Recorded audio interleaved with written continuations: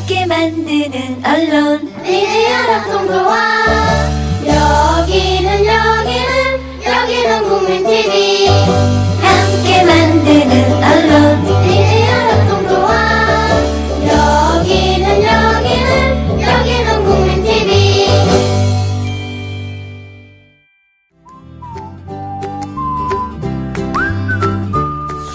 최근의 영화 매드맥스 분노의 도로를 보셨습니까? 샤를리즈 테론이 전사로 등장하고 또 이 임모탄이라는 그 지배자의 노리게 했던 여자들도 여럿이 출연합니다. 이들의 탈출 과정을 그린 영화라고도 볼 수 있죠. 근데 왜 페미니즘 운운하는지 모르겠습니다. 영화는 누군가는 주인공이어야 하는 거 아니겠습니까? 작가와 감독의 의도겠지만 여성이 두각을 나타낸다는 관점에서 영화를 보는 거를 저는 반대합니다. 주인공이 여자라는 사실에서 그냥 멈춰야 합니다. 우리들 무의식 속에 존재하는 구별과 차별에 대해 다시 한번 생각해보자는 말씀으로 오늘 순서 시작하겠습니다.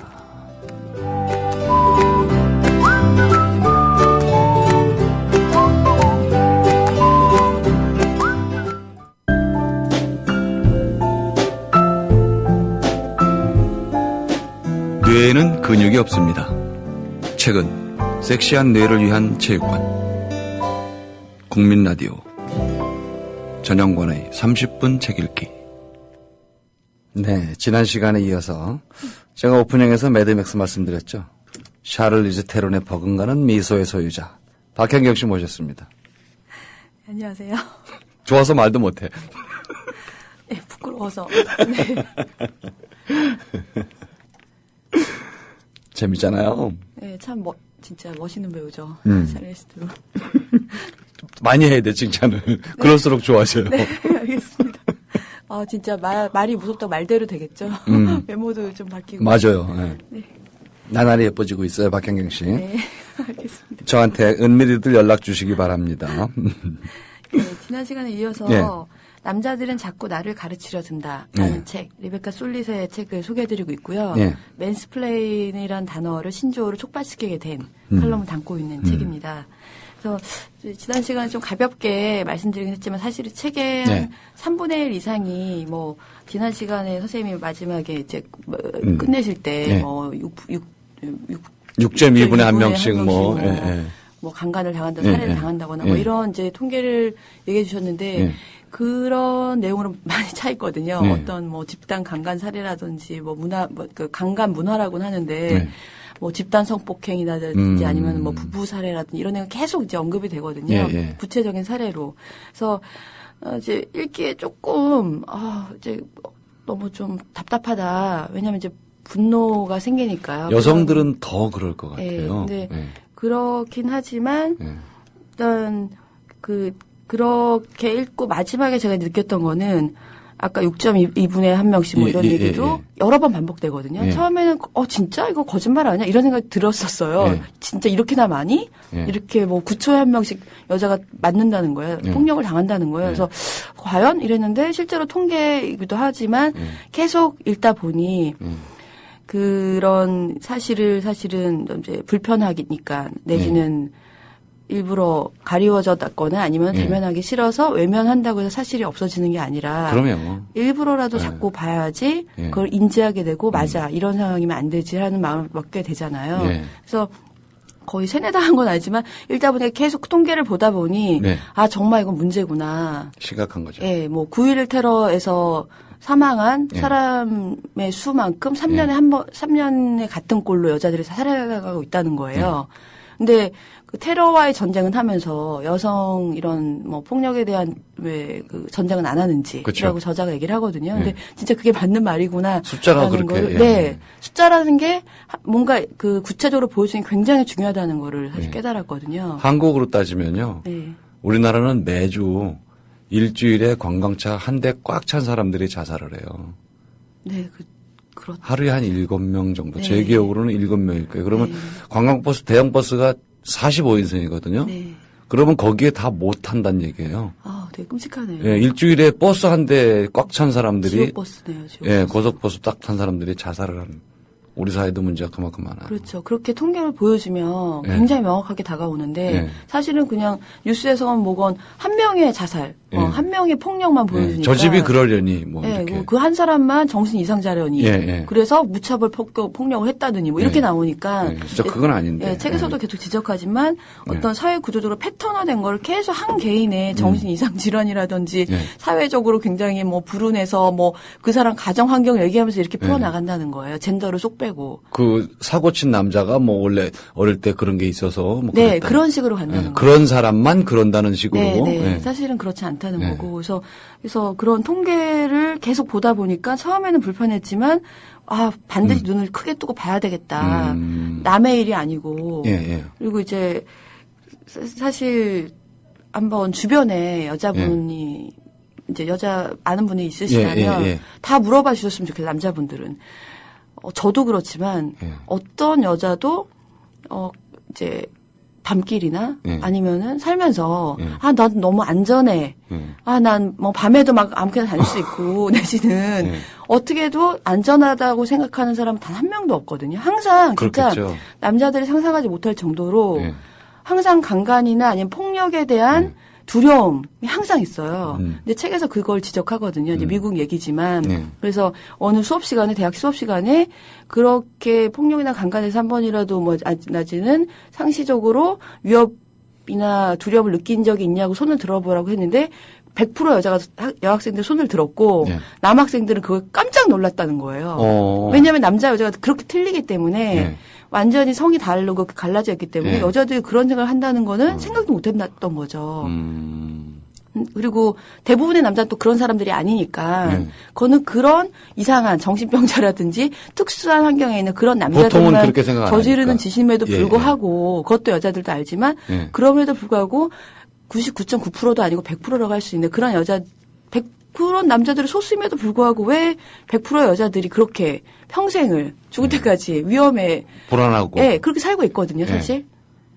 억울한 것도 있지만 또 내가 억울한 것보다 상대 여자들이 그렇게 생각한다고 하면 만장일치로 그거는 우리들이 한번 생각해 볼 필요가 있어요. 그래서 그 이제 강의 시간에 거기다 남학생들도 다 경악을 했다는 거예요. 왜냐하면 자기가 여자가 아니기 때문에 그런 두려움이 있는지. 그런 줄 몰랐다. 그리고 그런 얘기를 뭐 일부러 하진 않잖아요. 내가 사실은 밤길 다니기 너무 무섭고 뭐 그래서 밤에 내지는 혼자서 술집에도 못 가잖아요. 솔직히 혼자 뭐 하고 싶지만 그런 거 못 하고. 여자들이 그런 얘기하면 얘가 나더러 같이 가자는 건가? 아 그래요? 그 착각할 수 있어요. 아 그렇구나.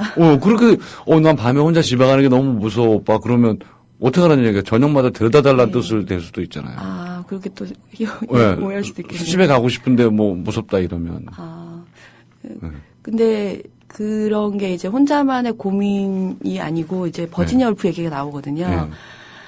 버지니아 울프는 이제 뭐 자기만의 방이라든지 여러 가지 여성의 어떤 내면의 자유라든지 이런 것을 많이 글을 쓰고 행동으로도 보여줬던 이제 대단한 작가잖아요. 그렇죠.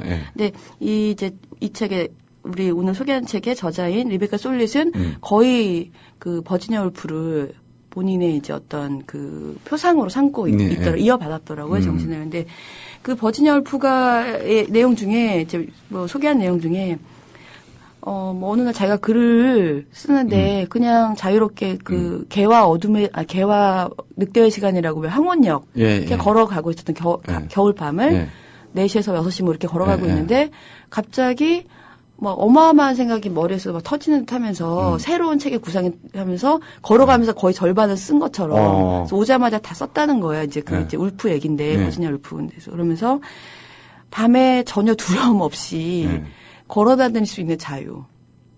그러니까 사실 여자는 없거든요. 저만 해도 밤에 운동하고 싶어요. 요즘 더워서. 가서 산책하면서 운동도 하고 싶지만 밤거리를 걸어다니고 싶지 않거든요. 무서워서.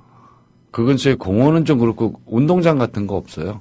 개방된 운동장? 그러니까 운동장을 뺑글뺑글 이렇게 돌면서 운동한다기보다 그러니까 산책을 울프가 얘기했다는 한 거는 소요거든요. 소요. 그냥 한가롭게 그 공공도시나 아니면 대도시 네. 아니면 도시화된 거에 이제 장점이겠죠. 익명성.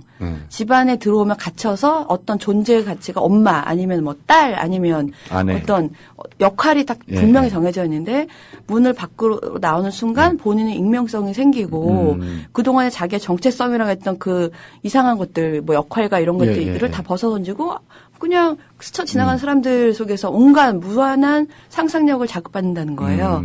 거기서 이제 창조라는 게 생긴다는 거거든요. 상상력, 상상력, 예, 예, 상상력.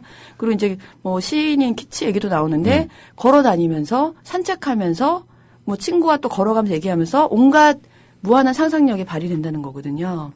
그건 그래요. 네. 그러니까 앉아서 방에 들어앉아서 책상에 앉아서 글을 쓴다고 상상력이 생기는 게 아니라는 예, 거죠. 그건 아니에요. 근데 여자들은 그럴 수 있는 환경이 안 된다는 거예요. 그래서 울프는 그런 거를 지적을 한 거죠.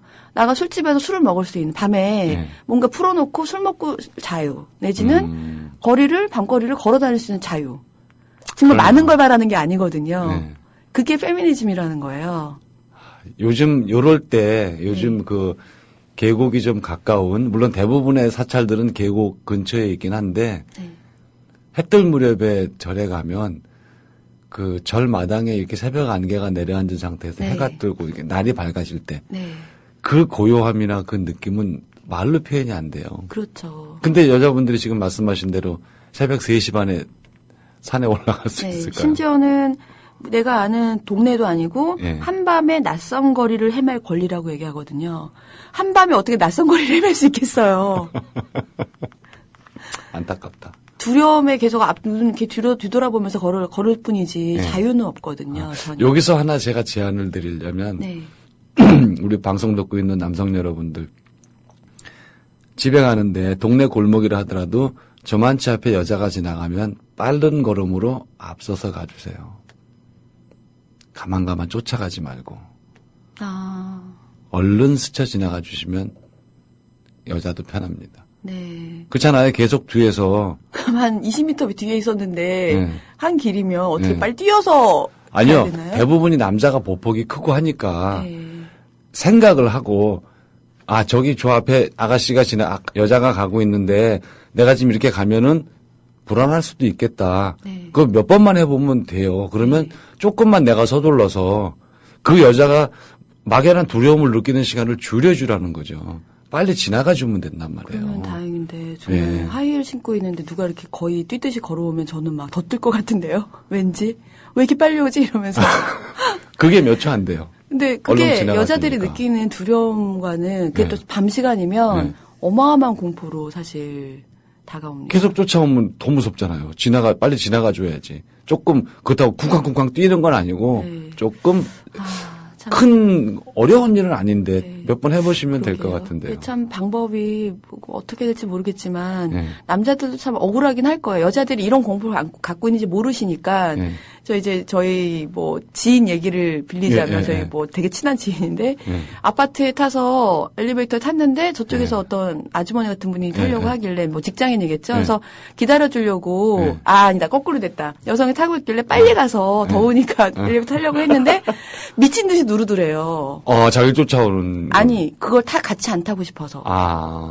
보통은 기다려주잖아요. 누르고. 예, 예, 근데 예.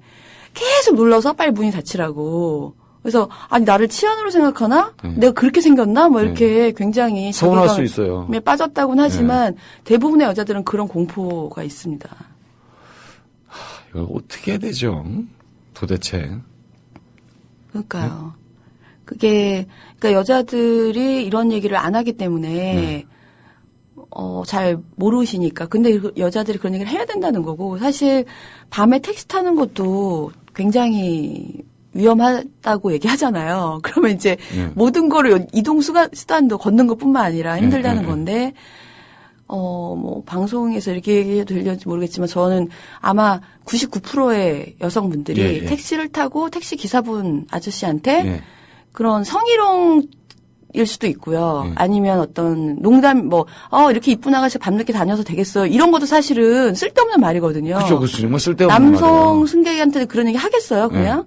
근데 꼭 그런 식으로 하고 어쩌고저쩌고 하면서 얘기를 붙이거나 이런 분들이 꼭 있거든요.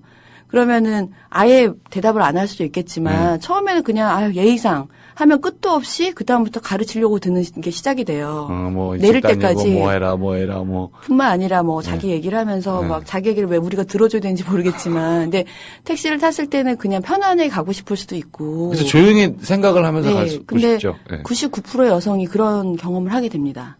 근데 근데 남자랑 같이 탔을 때는 또 그러지 않더라고요. 혼자 탔을 때. 내지는 여자들만 탔을 때. 이게 굉장히 여자들을 깔보고 내 말을 들어줘야 되는 존재로 생각하고 계신 거죠. 저 남자한테도 이렇게 택시기사, 이제, 물론 좀 심심하시고 그런 것도 있을 거예요. 밀폐된 공간에 하루 종일 있고 이러니까. 그리고 대체적으로 사람이 계속 바뀌다 보니까 그분들 중에도 낯 가리는 분들이 있었을 텐데 틀림없이. 근데 대체적으로 낯을 안 가리고 얘기를 해요. 익숙해지는 것 같아요. 그런 거에. 근데 저 같은 경우는 그냥 짧게 한두 마디로 답만 하고 얘기를 안 해요. 그렇게 하죠, 여자들도. 근데 끊임없이 그다음 다 가르치는 얘기를 혼자서 연설하시거든요. 남자의 경우는 그런 말 안 하는데. 그렇죠. 근데 여자가 아니기 때문에 모르시는 거잖아요. 근데 여자의 착한 경우는 친구들은 그런 걸 다 받아서 또 댓글을 해줘요. 피곤하잖아요. 같이 탄 친구로서는 너무 쟤는 왜 저렇게 계속 댓글을 해주고 있지? 나 듣기 싫은데 우리 얘기도 못 하고 이런 생각이 드는데 대부분 여자 또 착하니까. 참 이거 드릴 말씀이 없네요. 네, 그래서 뭐 그게 항상 겪는 일이거든요. 그래서 이제 이 책이 나오고 나서 이 칼럼이 나오고 나서 대학 쪽에서 여자 교수들 사이에서 또 남자 학계에서 남자들은 항상 우리를 가르치려 든다. 이런 또 뭐 유행이 됐었대요. 학계에서도 그런 게 있겠죠. 여자 교수와 남자 교수가 있을 때 여자 교수 발언이 동등하다고 사실 생각이 안 되잖아요. 보통 다 아시겠지만. 노 코멘트. 네. 그래서 예로 또 든 게 있습니다. 그래서 뭐 본인의 얘기로 자기 책인데도 불구하고 뭐 그 책 아냐라고 얘기를 처음에 시작했잖아요. 근데 이제 침묵의 봄이라는 책을 쓴 레이첼 카슨 얘기가 나오는데 이 책을 썼더니 완전 모든 언론의 서평에서 다들 뭐라 그랬냐면 카슨 양의 지나치게 히스테릭한 그 감정에 치우친 그런 토로에 우려한다 이런 평을 발표했는데 이게 이제 DDT 폐해로 인해서 막 되는 이걸 보여주는 건데요. 과학자들이 그렇게 얘기한다라고 하는데 심지어는 이 레이첼 카슨이 과학자거든요. 근데 과학자들이 이렇게 히스테릭한 뭐 감정적인 토로에 우려한다라고 평을 남겼다는 거죠. 그러면은 카슨은 과학자인데도 과학자도 아니고 과학자들은 과연 누구며 그리고 그 이후에 이제 거의 DDT 폐해가 그때만 해도 DDT 폐해가 없다. 인체 무해하다고 막 얘기할 때였는데 몸에 붓고 그럴 때. 네, 결국은 폐해가 드러났잖아요. 근데 굉장히 히스테릭하고 감정적이고 뭘 잘 모른다라고 평을 해버린 거죠. 그러니까 어떤 지위에 있건 없건 학계에 있건 어쨌든 간에 매도 당하는 거죠. 히스테릭하고 감정적이다. 잘 모른다라고. 거기에 대해서 남자들도 굉장히 감정적인데 사실은. 예, 근데 대부분 이제 여자들이 이렇고 책을 해도 그런데 유명한 작가가 이제 온라인 얘기도 나오거든요. 온라인에서 뭔가 만약 제가 제 온라인에서 여성을 뭐 저는 페미니스트고 내지는 또 이제 뭐 SNS 이런 데서요.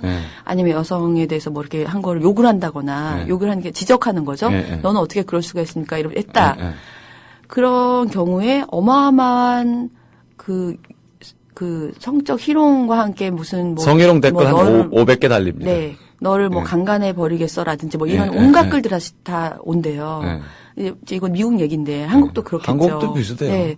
그래서 온라인에 자기 그런 얘기를 못 쓰는 거죠. 그런 피해자가 되니까. 그죠. 또 이 악성 댓글은 정말 영혼을 마비시켜요. 네. 그걸 한번 당해보면 잘 안 잊혀져요. 네. 에잇. 그래서 어떤 예시가 나오는데, Yes or Women이라는 이제 해시태그라고 있잖아요. 그걸 붙여서 여자들은 다 그렇다라는 거를 해시태그를 붙여서 어떤 사람이 이제 글을 쓰기 시작한 거예요. 여자들은 남자가 뭐 지금 얘기가 듣는 것처럼 뭐 밤길에 다니는 게 남자가 너무 무섭다라든지 그럼 여자들은 다 그런데 뭐 예를 들면 남자가 어쩌고 이런 식의 이제 글들이 한 명 쓰니까 그 전 세계 그 SNS 통해서 한 50만 건이 달린 거예요. 며칠 사이에. 그러니까 여자들이 느끼는 그런 내용들이 폭발된 거죠. 댐이 무너지듯이. 이제 그랬는데 또 그 처음에 그걸 썼던 그 여성은 결국은 온갖 그 이제 험담과 뭐 그런 욕과 뭐 여러 가지 그것 인격적으로 때문에 아주 그냥 뭐 결국은 이제 거기서 탈퇴했다고 그러더라고요. 이걸 이제 경우는 좀 다르지만 우리가 동업을 하잖아요. 둘이 동업을 하면 49%를 가져가겠다 이렇게 단단한 결심을 해야 그 동업이 유지된대요. 49%. 50%씩 가져가야지라고 하면 망한답니다. 예수님도 동업을 하지 말라고 그랬죠. 성경에 제가 그렇게 있는 걸로 아는데. 네. 그럼 49%를 가져가야 된다는 거는 기본적으로 숫자적으로 똑같을지 몰라도 동업이라는 것 자체가 내가 조금 손해본다는 느낌이 있다는 거잖아요. 네. 남녀도 저는 비슷할 것 같아요. 서로 조금 손해본다는 느낌을 당연하다고 인정을 서로 해야 돼. 서로가.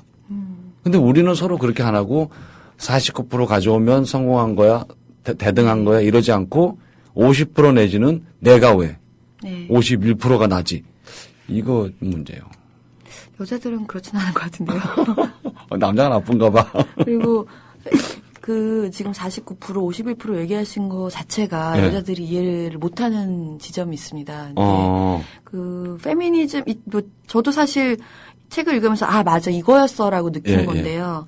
페미니즘이 남자의 것을 뺏어온다든지 아니면은 51%를 가져오겠다 그런 게 절대 아니고. 아니죠. 근데 보통 그렇게 얘기를 하시니까 이기적이고 자꾸 손해 난다 그러니까.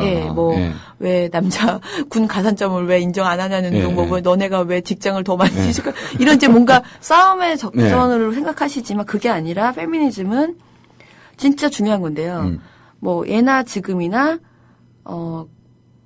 발언하고 경청되려는 싸움이라는 거예요. 호명되려는 싸움이고. 그러니까 경청되려는 그거 너무 아픈 말이다. 네. 아무도 아까 말씀드렸지만 안 들으니까. 여자 말 안 들으니까. 그래서 호명이라는 것도 뭐냐면은 예를 들면 직장 내 성희롱이란 단어가 생긴 지가 얼마가 안 됐대요. 단어가 없기 때문에 직장 내 성희롱인지 뭔지를 모르는 거예요. 어떤 게 성희롱인지. 그냥 빈번한. 네, 당연히 상사가 지분거리고 이런 거는 그냥 당연한 건 줄 알았는데 그게 성희롱이었어? 이렇게 된 거죠. 근데 그런 거를 규명한 거죠. 이런 걸 불러내서 이런 게 직장 내 성희롱이고 내지는 뭐 강간이다. 그럼 강간 문화라고 얘기를 해놓은 거예요. 강간 문화가 뭐 만연했다. 이렇게 단어를 만들어냈다. 페미니스트들이. 그러면 강간이 한 명의 개인적인 어떤 정신 이상자들이 벌이는 일이 아니라 문화가 유행하는 것처럼 강간 문화가 지금 만연해 있다라고 하면 이건 사회적인 문제가 되는 거잖아요. 그렇죠. 그런 단어 자체가 생겼을 때에 사람들이 그걸 보편적으로 받아들이고 다시 보게 된다는 거거든요. 그거를 페미니스트들이 해왔다는 거예요. 저는 그 경청이라는 말이 되게 가슴 아프네요, 진짜. 네. 네, 모든 걸 떠나서 어떻게 그런 얘기까지 나와야 되나. 좀 그러네요. 네. 오늘 새롭게 한 군데를 찔렸어요. 네, 경청. 저는 여자들은 다 당연하게 생각하는 건데 남자들은 또 들으면 그럴 수도 있겠네요. 반성도 반성이지만 조금 지금 내부적으로 조금 충격을 받았어요. 경청? 그렇게까지 생각을 할까. 네. 저도 책을 당연히 전 여자니까 항상 그런 불합리함과 뭐 불평등에 익숙해져 있는 사람이지만 책을 보면서 갑자기 하고 깨달은 게 하나 있었는데요. 그런 불평등. 그러니까 예를 들면 이제 여기서 미국이나 이제 왜 그 영미권 중에는 결혼하면 여자가 성을 버리고 남자 성 하잖아요. 그래서 남자의 어떤 소속되거나 그런 재산으로까지는 아니지만 이젠 재산이었지만 그렇게 소유가 넘어가고 남자에 귀속된다라는 어떤 거를 정의를 담고 있는데 그래도 우리나라는 성을 안 버리잖아요. 그래서 그래도 우리나라는 좀 그런 게 있었어요. 대신에 대한민국 여자 주민등록 중에는 호주 그래서 남편 이름이 딱 써져 있어요. 이 여자 주인은 누구라고 써 있어요. 네. 그래도 이렇게 생각을 했었는데 어떤 예시가 나오냐면 인도의 친구가 족보가 1000년이 넘은 족보를 갖고 있는 가게였는데 여자가 한 명도 없었던 거죠. 근데 우리나라도 그렇잖아요. 족보에 여자 이름이 없고 최근에는 집안별로 다르다고 하더라고요. 네, 올라가요. 네. 이래저래 안타깝네요. 근데 더 놀라운 건 성경에서도 아브라함이 누굴 낳고 할 때 여성 이름은 없다는 겁니다. 네.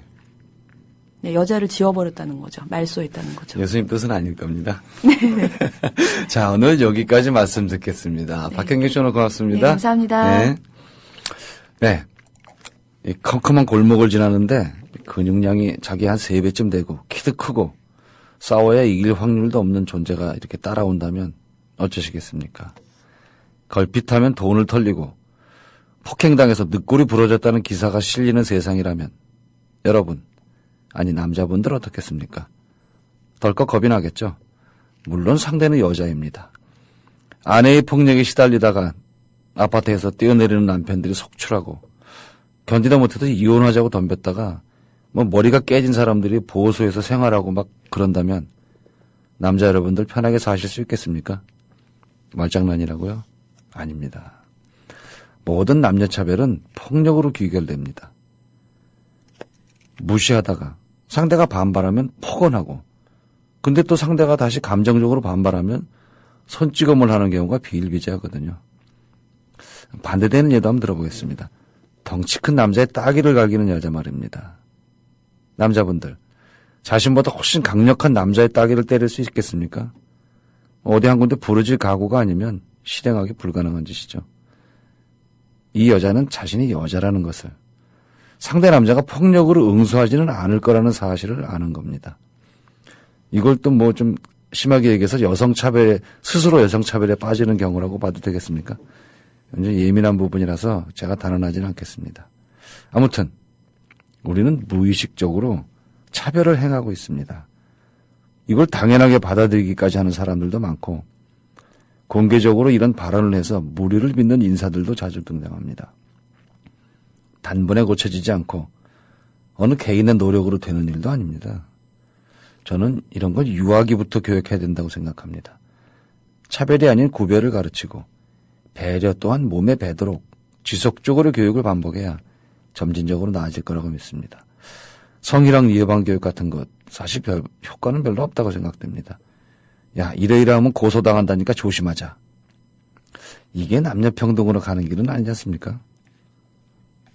남녀평등은 멀어도 중단할 수 없는 길이라는 말씀으로 오늘 순서 마치겠습니다. 남녀평등을 부르짖으면서도 여성 애청자들께 더 많이 사랑받고 싶은 방송 전영관의 30분 책 읽기였습니다.